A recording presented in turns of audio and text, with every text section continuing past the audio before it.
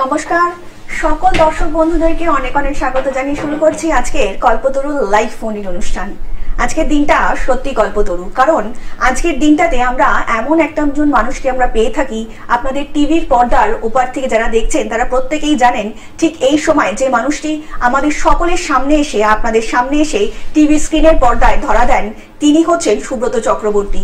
ইতিমধ্যেই তিনি কিন্তু কৃষ্ণমূর্তি সনাতনী, জ্যোতিষ বিশেষজ্ঞ, হস্তরেখাবিদ, বাস্তু বিশেষজ্ঞ, ইন্ডিয়া অল অ্যাস্ট্রোপামিস রিসার্চ তন্ত্রের জ্যোতিষ শিক্ষক, যিনি আধুনিক জ্যোতিষের পুঙ্খানুপুঙ্খ বিচারে তিনি বিশ্বাস করেন। ইতিমধ্যেই দাদা কিন্তু জাতীয় পুরস্কারে ভূষিত হয়ে রয়েছেন। তিনি কিন্তু হচ্ছেন সুব্রত চক্রবর্তী। আপনারা প্রত্যেকেই জানেন দাদা কিন্তু একদম বিজ্ঞানসম্মত ভাবেই যিনি অ্যাস্ট্রোতন্ত্র করে থাকেন। দেখুন, এটা হচ্ছে কিন্তু একটা মানুষের জীবনে একটা কিন্তু কঠিন জ্যোতিষ শাস্ত্র, কিন্তু একটা কঠিন শাস্ত্র, যে শাস্ত্রের মাধ্যমে আপনাদের জীবনের একদম পুঙ্খানুপুঙ্খ বিচার যিনি করে থাকেন তিনি হচ্ছেন সুব্রত চক্রবর্তী। আর আপনারা প্রত্যেকেই জানেন যে আপনারা যে অনুষ্ঠানটি দেখেন প্রত্যেক দিন প্রত্যেক সময় দাদা কিন্তু একটা অনুরোধের অনুষ্ঠান করে থাকেন এবং আপনাদের জন্য, হ্যাঁ শুধুমাত্র আপনাদের জন্য আজকেও কিন্তু দাদা একটা অনুরোধের অনুষ্ঠান নিয়ে এসেছেন, সেটা হচ্ছে মেডিকেল অ্যাস্ট্রোলজি। এবার দাদার পারমিশন নিয়ে আমি একটু সেই নামগুলো অ্যানাউন্স করে দিতে চাই যারা এই প্রোগ্রামটা দাদার কাছ থেকে দেখতে কিংবা শুনতে চেয়েছেন। তারা হচ্ছেন সরোজ দেবনাথ হুগলি থেকে, দেবর্ষী ব্যানার্জি কলকাতা থেকে এবং সপ্তর্ষি ব্যানার্জি মেদিনীপুর থেকে। আপনাদের প্রত্যেককে অসংখ্য ধন্যবাদ। আপনারা কিন্তু আরো অনেকে যারা আছেন যারা দাদার কাছ থেকে জানতে চাইছেন, যারা দাদার কাছ থেকে শুনতে চাইছেন, তারা কিন্তু অবশ্যই অনুরোধ করতে পারেন, কারণ আপনারা প্রত্যেকটা দেখছেন প্রত্যেকটা এপিসোড যে কটা আমরা পেরিয়ে এসে দাদার সঙ্গে প্রত্যেকটা এপিসোড কিন্তু দাদা অনুরোধের প্রোগ্রাম করছেন। তো চলুন আজকে এই লাইভ ফোনের অনুষ্ঠানে আরো একবার স্বাগত জানিয়ে নেব সুব্রত চক্রবর্তীকে।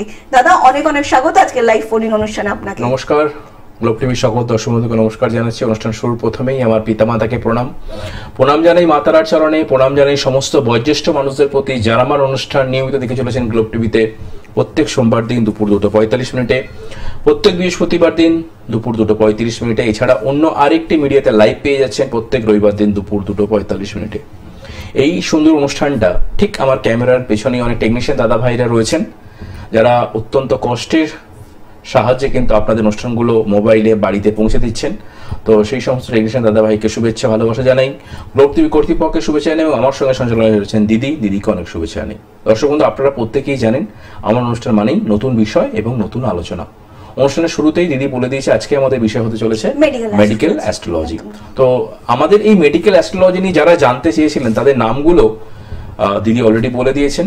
তো যারা মনে করছেন যে এই ধরনের অনুষ্ঠান শুনতে চাইছেন বা কোনো বিষয় ভিত্তিক আপনার খুব জানার প্রচন্ড ইচ্ছা, এটা বহু মানুষের ভালোবাসায় আমি অনুষ্ঠানটা করছি এবং বহু মানুষের রেসপন্স পাচ্ছি। এটা আমার কাছে সব থেকে বেশি আনন্দের বিষয় এবং ভালো লাগার বিষয় যে অনুষ্ঠান গ্লোব টিভির মাধ্যমে, অন্যান্য মিডিয়ার মাধ্যমে যারা অনুষ্ঠানটা দেখছেন তারা অনেকেই ভালোবাসা দিচ্ছেন। এইভাবে ভালোবাসা দিন এবং অনেকেই জ্যোতিষশাস্ত্রের কোনো সূক্ষ্ম বিষয়কে জানতে চাইছেন, সেটাও কিন্তু খুব ভালো লাগছে।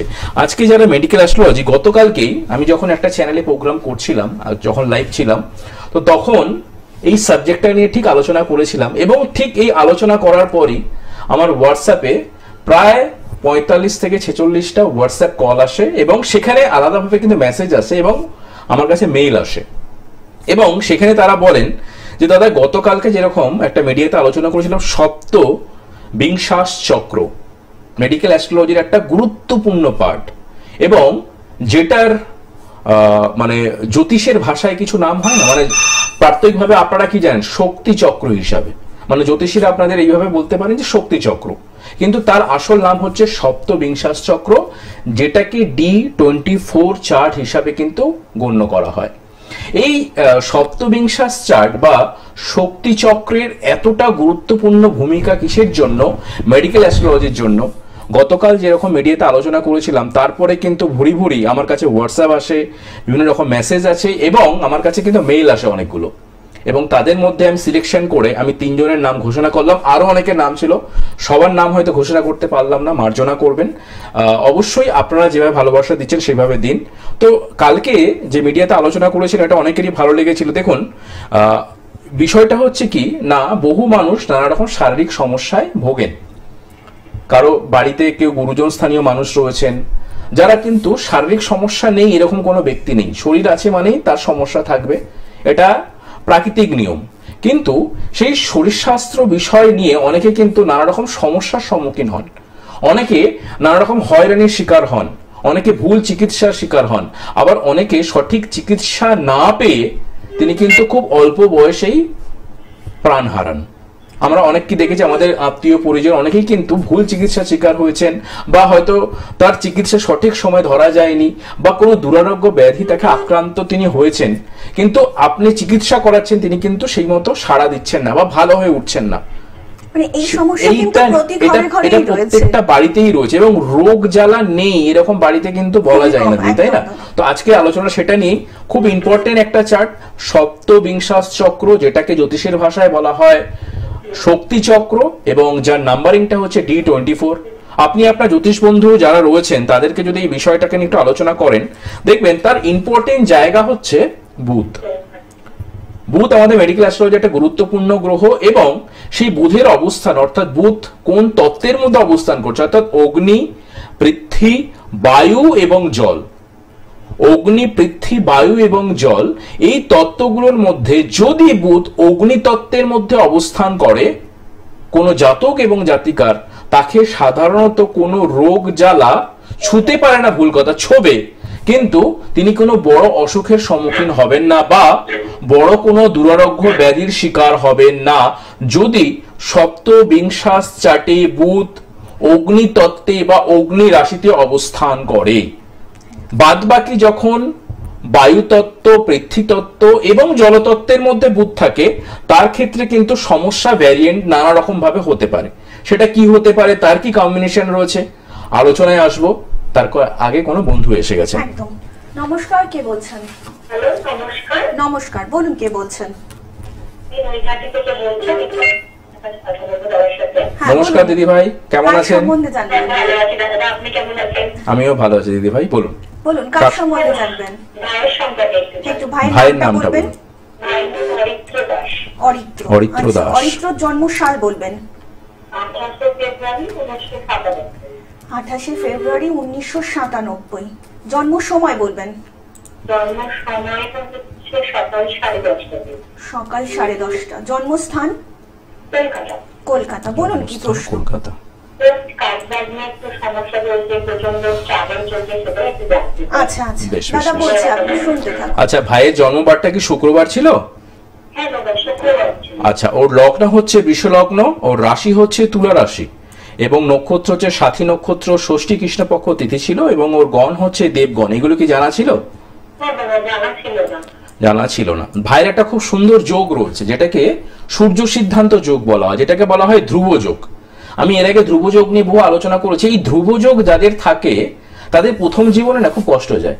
কিরকম কষ্ট যায়, মানে তারা কেরিয়ার করতে গিয়ে খুব সমস্যার সম্মুখীন হন, কিন্তু যখন সে কেরিয়ারটা করতে আরম্ভ করবে, কেরিয়ারের ভালো জায়গা বলতে গেলে কি, কেরিয়ারে যখন প্রবেশ করছে তার ঠিক 5-7 বছর পর এই ধ্রুবযোগের কিন্তু ফল মারাত্মক ভালো আসে। তা ভাইয়ের ক্ষেত্রে দেখবেন, এই যেহেতু সূর্য সিদ্ধান্ত যোগ, ধ্রুবযোগে জন্ম, এবং লগ্ন হচ্ছে বৃষ, রাশি হচ্ছে তুলা রাশি, তাহলে সেই অনুযায়ী ভাইয়ের ক্ষেত্রে কিন্তু কেরিয়ারে এই সময় ক্ষেত্রে একটু প্রবলেম আসবে। ভাইয়ের মধ্যে শিক্ষাগত যোগ্যতা খুব ভালো রয়েছে, কিন্তু সেই শিক্ষাগত যোগ্যতাটা সঠিক কাজে লাগাতে পারছে না। তার প্রধান কারণটা হচ্ছে কি, যদি আপনি ভাইয়ের সম্পূর্ণ চক্রমটা দেখেন বা করানো থাকে, আর যদি না করানো থাকে অবশ্যই কোনো আপনার জ্যোতিষ কাউকে যদি ভালো লাগে তাকে দিয়ে সম্পূর্ণ চক্রমটা মাস্ট করাবেন। সেখানে দেখতে পাওয়া যাচ্ছে যে নবমপতি পঞ্চমপতি কানেক্টেড, মানে একসঙ্গে সংযুক্ত হয়ে রয়েছে। তার মানে এই ছেলের মধ্যে ভালো কোয়ালিটি রয়েছে, কিন্তু সেই নবমপতি পঞ্চমপতি কানেক্টেড হয়ে ষষ্ঠপতিকে নির্দেশ দিচ্ছে, অর্থাৎ সপ্তপতির সঙ্গে কিছুভাবে এক্সপেক্টে রয়েছে, দৃষ্টি বিনিময় করছে, যার জন্য এখন দশা অন্তর্দশা অনুযায়ী ভাই কেরিয়ার সহজে করতে পারবে না। কি রকম হতে পারে, ছোটখাটো কোনো কিছু কোম্পানি কাজ করবে, অনেক এক্সাম দেবে, পরীক্ষা দেবে, ভালো কোনো কিছু পারবে না, এর ফলে ওর মধ্যে একটা ফ্রাস্ট্রেশন চলবে, বাড়ির লোকেরা প্রচন্ড পরিমাণে চিন্তা করবে। এটা হচ্ছে মেন জায়গা এখন। তাহলে এই ছেলেটাকে তো একটা ভালো জায়গা দিতে হবে কেরিয়ার। এবং আমি একটু আগে বলছিলাম ধ্রুবযোগ প্রথম কেরিয়ারের প্রথম 5টা বছর খুব বাধা দেয়, কিন্তু এই 5-7 বছর পর যখন কেরিয়ারটাকে একটা জায়গায় নিয়ে আসে না, তখন কেরিয়ারে খুব ভালো জায়গা দেয়, অর্থনৈতিক ডেভেলপমেন্টে কিন্তু ভরিয়ে দেবে। একটু ওয়েট করুন ভাইয়ের জন্য।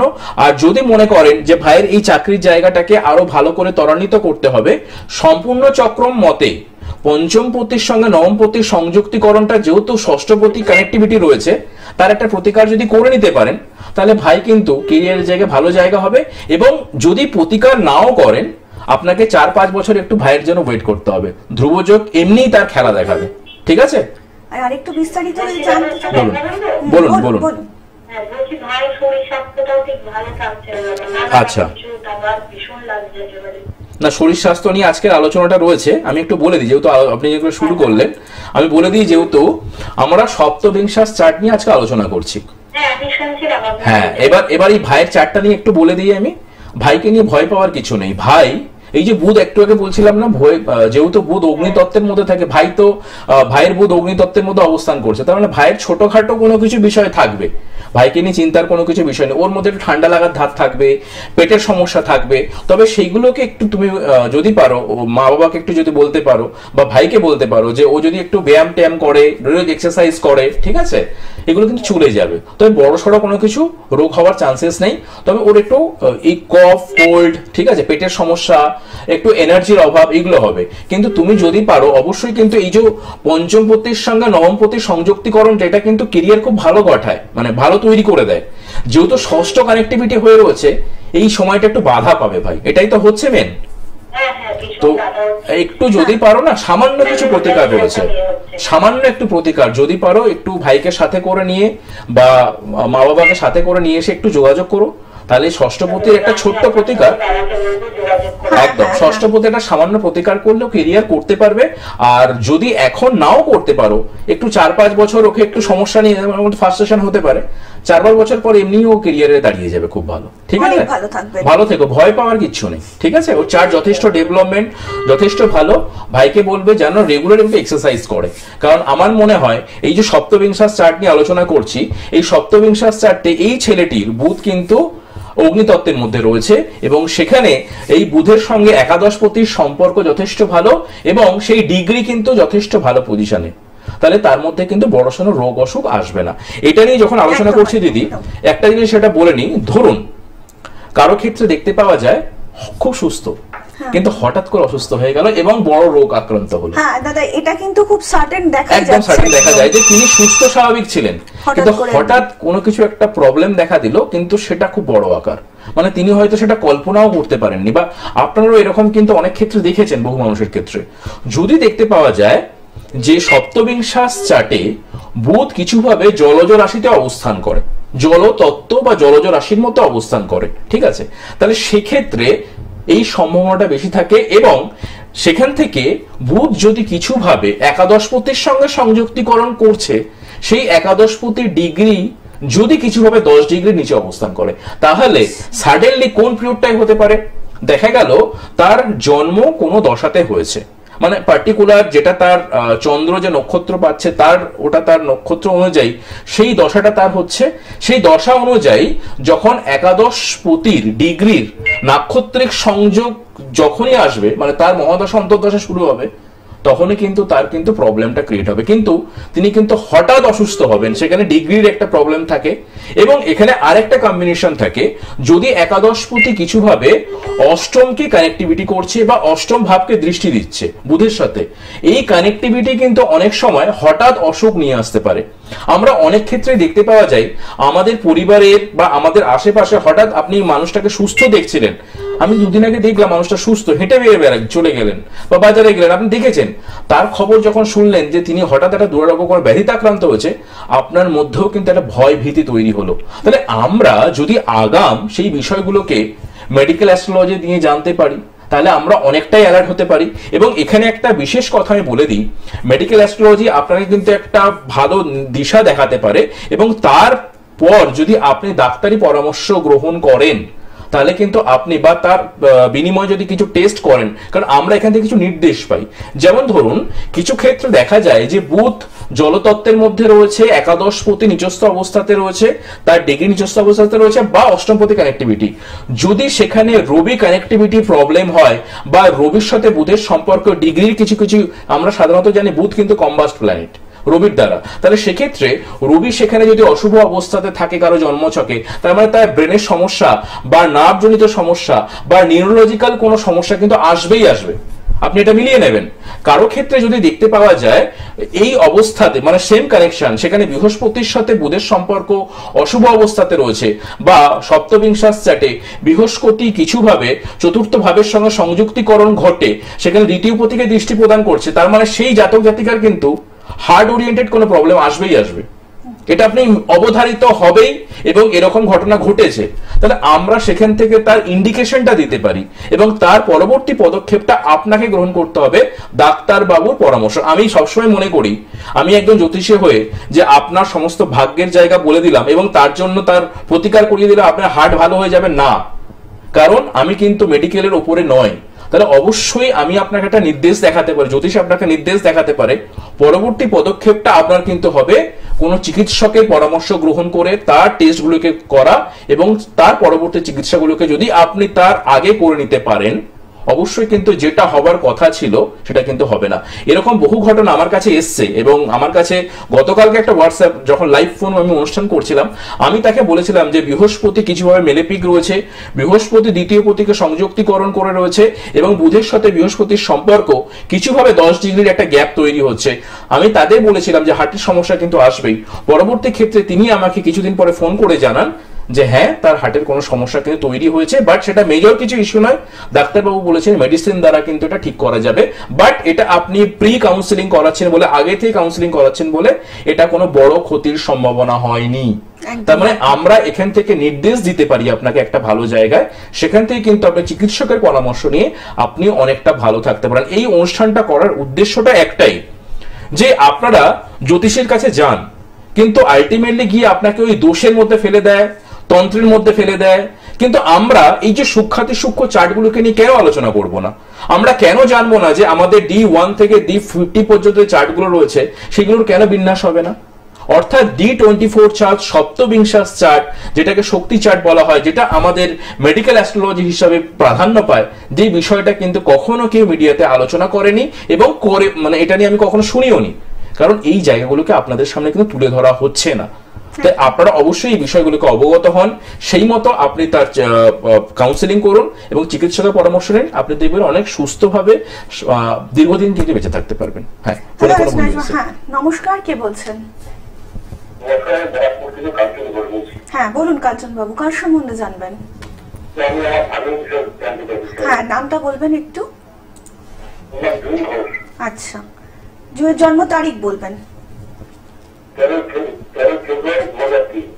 2003। জন্ম সময় বলুন। রাত্রি 11টা, কলকাতা। বলুন কি প্রশ্ন? আচ্ছা, ওর কি বৃহস্পতিবার ছিল? ওর জন্মবারটা কি বৃহস্পতিবার ছিল দাদা? আচ্ছা, আপনাকে অনুষ্ঠানে স্বাগত জানাই। প্রথমে যেটা বলি, ওর লগ্ন হচ্ছে বৃষ লগ্ন, রাশি হচ্ছে মিথুন রাশি, ঠিক আছে? আচ্ছা, ওর তো অনেক অল্প বয়সে বিবাহ হয়েছে এবং নিজের পছন্দ মতো বিবাহ হয়েছে। একটা জিনিস বলি, বিবাহিত জীবনে যেহেতু লগ্ন কেন্দ্রিকগতভাবে শনি রাহু অবস্থান করছে, এই শনি রাহু অবস্থান করছে মানে ওর অল্প বয়সে বিবাহ, নিজের পছন্দের বিবাহ। কিন্তু এক্ষেত্রে একটা জিনিস আমি বলে দিচ্ছি, আপনি জানতে চাইলেন ওর বিবাহিত জীবন কেমন যাবে। দেখুন লগ্ন সাপেক্ষে ওর একটা মাঙ্গলিক যোগ রয়েছে, এবং সেই মঙ্গল কেতু যুক্ত। এখানে একটা বলে রাখি, এই মাঙ্গলিক যোগ মানেই যে খারাপ সেটা নয়, কিন্তু যেহেতু এই মঙ্গল কেতুযুক্ত হয়ে রয়েছে এবং সম্পূর্ণ চক্রম D38, এই 38 নম্বর চার্টের সপ্তম পতি কিছুভাবে কিন্তু পঞ্চম পতিকে নির্দেশ দিচ্ছে। তার মানে কিছুভাবে কিন্তু সাংসারিক সমস্যায় পড়তে পারে। বিশেষ করে ওর শাশুড়ি বা শ্বশুর বা গুরুজন স্থানীয় কারোর সঙ্গে কিন্তু অশান্তি হবে, এবং পরবর্তী ক্ষেত্রে এই মেয়েটির সাথে ওর হাজবেন্ডের কিন্তু একটা কিছুভাবে একটা সমস্যা কিন্তু তৈরি হবে, এবং মনস্তত্ত্বতাত্ত্বিক থেকে একটা সমস্যা কিন্তু আমি দেখতে পাচ্ছি। এটা কিন্তু অবধারিত এবং হবেই। তো যদি পারেন, মানে আপনি যেহেতু ওর গার্জেন হিসাবে, কে বলছেন, কাকা? তো আপনি কিছু হয়তো হিন্স বুঝতে পাচ্ছেন, তো সেক্ষেত্রে আপনি যদি পারেন অবশ্যই ওর বাবা মাকে সাথে করে নিয়ে এই সপ্তমপতির এবং সম্পূর্ণ চক্র মতে যেহেতু পঞ্চমপতির সঙ্গে ষষ্ঠপতি একটা সংযুক্তিকরণ রয়েছে, তার একটা প্রতিকার প্রতিবিধান করিয়ে রাখুন। এইটাকে যদি এখন থেকে, যেহেতু বিবাহটা খুব শিগগিরই হয়েছে, এটা যদি এখন থেকে ঠিকঠাক করা যায়, হ্যাঁ শিগগিরই হয়েছে, আমি দেখতে পাচ্ছি যে খুব শিগগিরই হয়েছে, এটাকে যদি এখন থেকে একটু ঠিকঠাক করা যায়, বিবাহিত জীবন ভালো রয়েছে। আর একটা বিষয় বলে দিই, মেয়েটার কিন্তু কেরিয়ার খুব ভালো রয়েছে। মেয়েটা যদি পারে কিছু পরীক্ষা টরীক্ষা একটু দিতে বলবেন, কেরিয়ার কিন্তু খুব ভালো হতে পারে। ঠিক আছে, অনেক ভালো থাকবেন। ভালো থাকবেন। আপনাদেরকে আরো একবার জানিয়ে রাখি, যারা সত্যি সত্যি প্রবলেমের মধ্যে রয়েছেন, যারা সত্যি সত্যি চাইছেন যে নিজের কিংবা নিজের প্রিয়জনের সমস্যা থেকে উদ্ধারের পথ খুঁজবেন এবং সত্যি সত্যি উদ্ধার করবেন নিজেকে বা নিজের প্রিয়জনকে, তাহলে কিন্তু যোগাযোগ করতেই পারেন সুব্রত চক্রবর্তীর সঙ্গে। তার জন্য কিন্তু আপনাদেরকে হোয়াটসঅ্যাপ করতে হবে। তার জন্য হোয়াটসঅ্যাপ নাম্বার হচ্ছে 9831707058 নাম্বারে। এছাড়া যারা অনলাইনে বুকিং করতে চাইছেন তারাও কিন্তু বুকিং করতে পারেন 9874207060 নাম্বারে। এছাড়া দাদাকে কিন্তু আপনারা পেয়ে যাচ্ছেন সোমবার শ্যামবাজারে, রবিবার এবং মঙ্গলবার গড়িয়া নাকতলাতে, লাস্ট আর ফার্স্ট উইক বুধবার দুর্গাপুর এবং বর্ধমানে, বৃহস্পতিবার নৈহাটিতে এবং ব্যারাকপুরে, শুক্রবার পশ্চিম মেদিনীপুরে এবং শনিবার হাওড়া বালিতে এবং শিলিগুড়িতে। প্রত্যেক মাসে কিন্তু 8 থেকে 14 তারিখে আপনারা পেয়ে যাচ্ছেন সেবক মোড় রত্নভান্ডার জুয়েলার্সে, এবং 15 থেকে 19-এ শিলিগুড়িতে আপনারা কিন্তু পেয়ে যাচ্ছেন সিটি সেন্টার রত্নভান্ডার জুয়েলার্সে। প্রত্যেক মাসে কিন্তু দাদাকে আপনারা পেয়ে যাচ্ছেন। আপনার জীবনের যে কোনো রকমের সমস্যার জন্যই কিন্তু রয়েছেন সুব্রত চক্রবর্তী, কারণ দাদা কিন্তু একদম সম্পূর্ণ বৈজ্ঞানিক পদ্ধতিতে বিজ্ঞানসম্মতভাবে পুঙ্খানুপুঙ্খভাবে বিচার করে থাকেন। দাদার কিন্তু একটাই মন্ত্র, সেটা হচ্ছে লাইফ টাইম বেনিফিটের মধ্যে দিয়ে কিন্তু আপনারা প্রত্যেকেই পাচ্ছেন যেটা সুন্দর স্বাভাবিক জীবন। তার জন্যই কিন্তু দাদা সর্বদা সদা চেষ্টা করে যাচ্ছেন ওয়ান টাইম রেমেডি এবং লাইফ টাইম বেনিফিটে কিন্তু দাদা সবসময় বিশ্বাসী। দাদা আজকের প্রোগ্রামটা একদমই শেষের দিকে, তো যাওয়ার আগে কিছু বলতে চান? আরেকটা জিনিস বলে দিই, খুব ইম্পর্টেন্ট, ভুল চিকিৎসা। অনেকেই চিকিৎসা করাচ্ছেন কিন্তু সেই চিকিৎসাটা আপনার ভুল দিকে এগোচ্ছে। যখনই দেখতে পাবেন যে মেডিকেল অ্যাস্ট্রোলজি অনুযায়ী আপনার সপ্তবিংশাস চার্টে বুধ চন্দ্রের সঙ্গে সংযুক্তিকরণ ঘটে যাচ্ছে এবং সেখানে কিছুভাবে দ্বিতীয় পতি কানেক্টিভিটি পাচ্ছে এবং সেখানে নবম পতির সঙ্গে চন্দ্রের একটা সম্পর্ক গঠন হবে, খুব ভালো একটা কম্বিনেশন। যখন বুধ চন্দ্রের সঙ্গে সংযুক্তিকরণ ঘটছে, দ্বিতীয় পতির সংযুক্তিকরণ ঘটবে এবং দ্বিতীয়ের সঙ্গে নবমের যখন সংযুক্তিকরণ ঘটে যাচ্ছে, আপনি কিন্তু ভুল চিকিৎসার সম্মুখীন হতে পারেন। অর্থাৎ আপনার ক্ষেত্রে অনেক সময় রোগ কিন্তু সঠিকভাবে ধরা যাবে না এবং ডাক্তার আপনাকে যে চিকিৎসা করবে তার কিন্তু অন্য ওষুধ দেবে বা কিছু ভুল চিকিৎসা হবে আপনার। এটা অবধারিত এবং অনেকের ক্ষেত্রে দেখতে পাওয়া যায়। আমরা অনেক ক্ষেত্রে দেখি বিভিন্ন ধরনের দুরারোগ্য ব্যাধি বা আমরা অনেকেই যেটা ভয় পাই কর্কট বা ক্যান্সার রোগ হিসাবে, যদি বুধ কিছুভাবে শনিযুক্ত হয়ে থাকে বা চন্দ্রযুক্ত হয়ে থাকে বা সেখানে কিছুভাবে চতুর্থ পতিকে নির্দেশ দেয় বা সেই শনি ডাইরেক্ট যদি লগ্নপতিকে নির্দেশ সংযুক্তিকরণ ঘটে এবং বিশেষ করে যদি দেখতে পাওয়া যায় আপনার জন্ম নক্ষত্র অনুযায়ী যে বিপদ নক্ষত্রের যে নারী তত্ত্ব সেই অনুযায়ী তার দশা অন্তর্দশা অনুযায়ী সেই পার্টিকুলার সময়টাতেই কিন্তু আপনার সেই রোগটি হতে পারে বা তার স্প্রেড হতে পারে। যদি সেটা কোন স্টেজে রয়েছে সেটাকে যদি তাকে থেকে নির্ণয় করা যায় বা আগে থেকে তার চার্টটাকে কাউন্সিলিং করা যায়, তবে কিন্তু সেটাকে তার চিকিৎসা দ্বারা ভালো করা গেছে। এরকম আমার কাছে অনেক নির্দেশন রয়েছে এবং অনেক ক্ষেত্রে যারা এসছেন শেষের মুহূর্তে এসছেন তখন কিন্তু অনেক সময় করা যায় না। তাই আমি সবার কাছে অনুরোধ করব, রোগ জ্বালা তো প্রত্যেকের বাড়িতেই রয়েছে, যদি পারেন আপনি আপনার সবকিছুকে নিয়ে দেখান কিন্তু শরীর স্বাস্থ্য নিয়ে কখনোই কেউ কিন্তু প্রশ্ন করেন না। তাই সপ্তবিংশাস চার্ট খুব ইম্পর্টেন্ট, যেটাকে শক্তি চার্ট বলা হয়, D24, সেটাকে ভালো করে বিচার বিশ্লেষণ করে আপনি আগাম সুস্থ থাকতে পারেন। দাদা আজকের মতো আলোচনা একদম শেষ করতে হচ্ছে। আপনাদের সকলের সঙ্গে দেখা হবে আগামী পর্বে। একদম না, আগামী পর্বে নতুন কোনো বিষয় নিয়ে আপনাদের সামনে উপস্থিত হব এবং কোন বিষয় জানতে চাইছেন সেই বিষয়টা কিন্তু আমাকে অবশ্যই হোয়াটসঅ্যাপ করে জানাবেন। সবাই ভালো থাকবেন, নমস্কার। সমস্যা হোক